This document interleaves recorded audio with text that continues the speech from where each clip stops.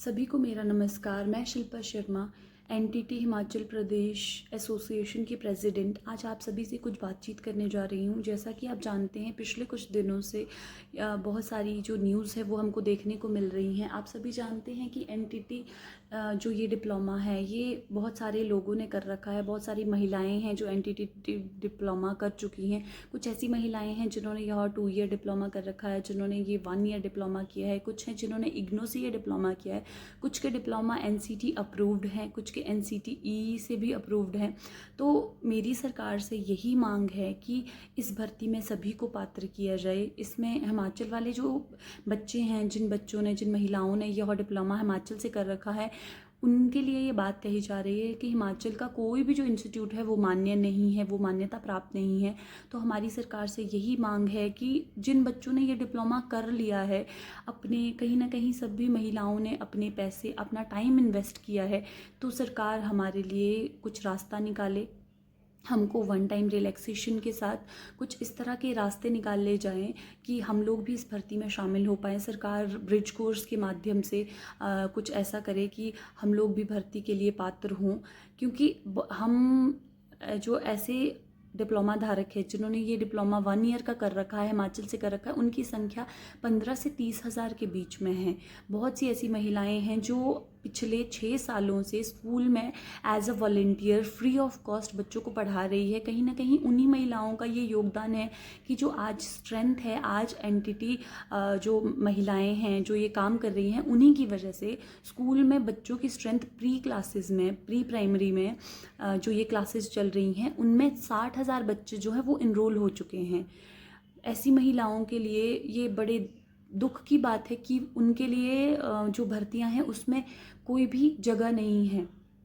सरकार से मेरी यही मांग रहेगी कि केवल ये ना देखा जाए कि ये डिप्लोमा किसने कहाँ से कर रखा है, ये भी देखा जाए कि किसने कितना कार्य किया है। और सभी जो डिप्लोमा धारक है वो अपना टाइम और अपना पैसा इन्वेस्ट कर चुके हैं।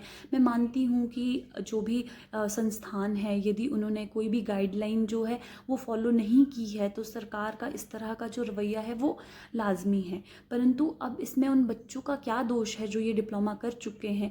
अगर आप एक बात देखें, नॉर्मल सी बात है, यदि कोई डिप्लोमा आपके नियर बाय कहीं पे चल रहा है तो आप उस डिप्लोमा को करने के लिए आउट ऑफ स्टेट नहीं जाओगे।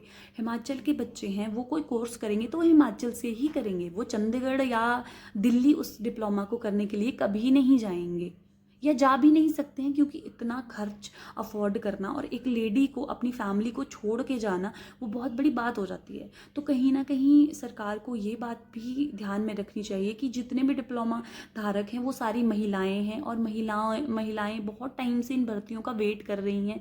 तो ये बहुत दुख की बात है कि कहीं ना कहीं ये जो महिलाएं हैं जिन्होंने इतना वर्क कर रखा है, या जो इतने सालों से वेट भी कर रही है इस भर्ती का, वो इसमें पात्र ही नहीं है। उनको मौका ही नहीं दिया जाएगा, वो ट्राई भी नहीं कर सकते हैं अपनी पोस्ट के लिए या अपनी इस नौकरी के लिए, वो ट्राई भी नहीं कर सकते। हम लोग पात्र ही नहीं हैं।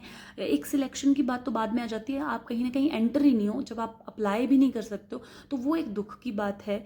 इसीलिए मैं चाहती हूँ, मेरा सरकार से यही निवेदन है कि आप कहीं ना कहीं, मैं मानती हूँ कि आप लोग ये चीज़ देख रहे हो कि हाँ जी, ये जो इंस्टीट्यूट है इन्होंने जो मान्यता है वो इनको प्राप्त नहीं है, या ये एनसीटी के नॉर्म्स के अकॉर्डिंग नहीं चल रहे हैं। पर ये भी आपको ध्यान में रखना होगा कि इतनी जो महिलाएं हैं जो ये चीज़ कर चुके हैं, जो बच्चे हैं जो अपना पैसा इन्वेस्ट कर चुके हैं, अपना टाइम इन्वेस्ट कर चुके हैं, इस आस में कि कहीं ना कहीं कल को हमको एक नौकरी मिलेगी, हमारे पास एक रोज़गार होगा, तो सरकार को हमारे लिए भी कुछ रास्ता निकालना चाहिए। वो हमें 1 टाइम रिलैक्सेशन दे और हमें ब्रिज कोर्स करवाए, जिसके माध्यम से हम भी इस भर्ती में इन हो पाएँ। मेरी सरकार से यही